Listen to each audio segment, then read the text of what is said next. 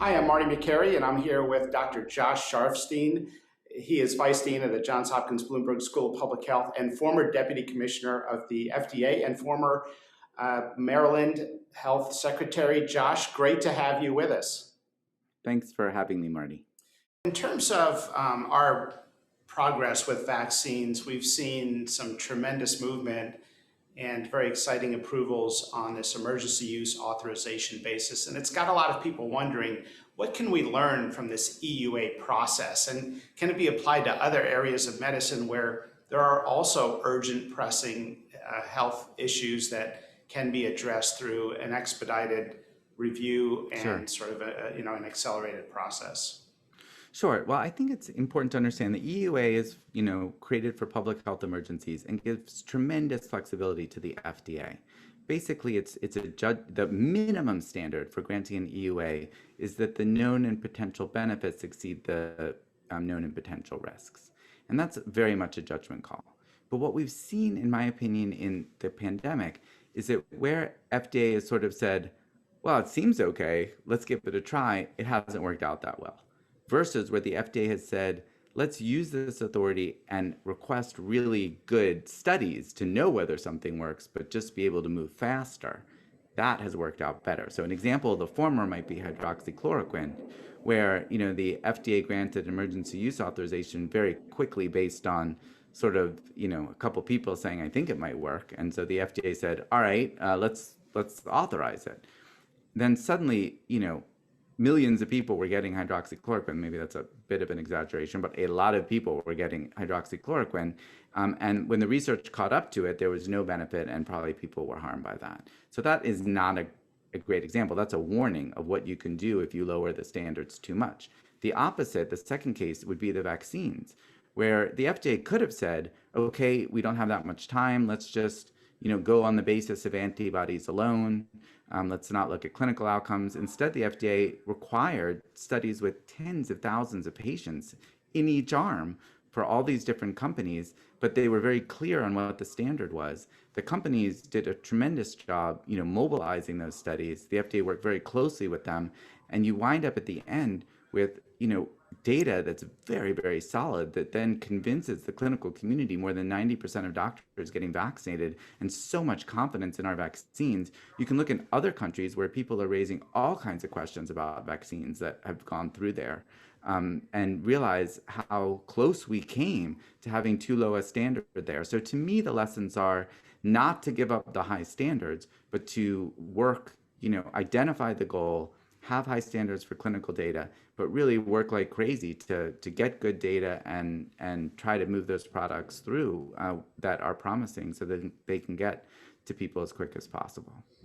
You were actually around in public office around H1N1, is that right? And you had been involved in that, or at least present when that vaccine was being considered. And can you tell us a little bit about the sort of lessons learned there? Sure. I was at the FDA. I actually left my job as the city health commissioner in Baltimore. And at the very end, I made a joke at my goodbye party, which was like, well, we've been preparing for a pandemic, but I'm getting out before the pandemic hits. There was no pandemic at that point. And 2 weeks later, the pandemic hit, but I was at FDA as the acting commissioner at the time. And we set up the first incident command at FDA. We had 24-hour, teams working actually to approve some of the first EUAs ever done. We did that in the very first weekend. And then, we had to make decisions about the vaccines. Those vaccines were not approved under an EUA. And we had a flu vaccine platform, which was already approved. It was licensed. And so the companies just used the existing licensed platform. And, that turned out to be, I think, a good decision because the vaccine, was known to be safe and effective. It gave people a lot of confidence. That just wasn't possible in this case because there was no approved and licensed path. South Korea and some other countries moved really quickly on testing early in the pandemic, and many say that one of the reasons is because they had strong public-private partnerships set up from SARS when they got hit hard at the time of SARS. We didn't get hit quite as hard, with epidemics in the last 20 years. And so maybe those public-private partnerships were weaker in the United States. What's your thought on that assessment, and are we in a much better position right now? Well, I think countries like South Korea that had such a serious brush with SARS had a lot of advantages with the SARS-CoV-2, including that people really understood the importance of mask wearing very Right. quickly, and mask wearing really just popped right up. People also Yeah. took everything very seriously. It was terrifying there what happened during SARS, so they brought that sensibility to and seriousness to the response to this pandemic. It They weren't took a having while. political arguments about masks when they got hit by COVID. That is absolutely true. And so, it also really helps that, the country has a centralized public health system, which allows it to do things very quickly across the whole country. But with testing, they made some very smart decisions. They had a lot of preparedness in terms of bringing people together. They were going to be ready with the test, and they had sort of a folder they could open and bring people together right when any new pathogen was identified. And they really did their playbook extremely well. In this country, we did not do that. And there was some confusion made worse by all the problems in the CDC lab. And so the US was set back by at least a month, probably longer, in really getting testing off the ground. A lot of people have wondered, are we appropriately funding public health in this country during this, given the pandemic? And have we sort of cut corners and been penny wise, pound foolish before the pandemic in funding public health? What are your thoughts? And also, what do you think are take-home messages for everyday practicing doctors out there? Thanks for asking that. Absolutely, we have underfunded public health.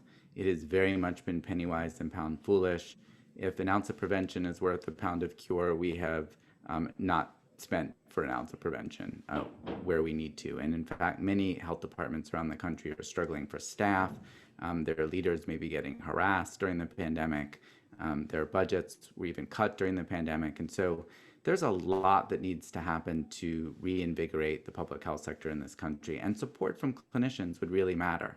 I think COVID-19 really showed how important it is to have great clinical care paired with great prevention, because we don't want sick people in every direction like happened at times during COVID. We want as few very sick people as possible, and for that you need a capable public health department. And I think there will be opportunities spurred by some of the recent legislation to think about more sustainable approaches to funding, staffing, providing technology to public health departments. And in the end, I think that's going to make the clinician's job easier.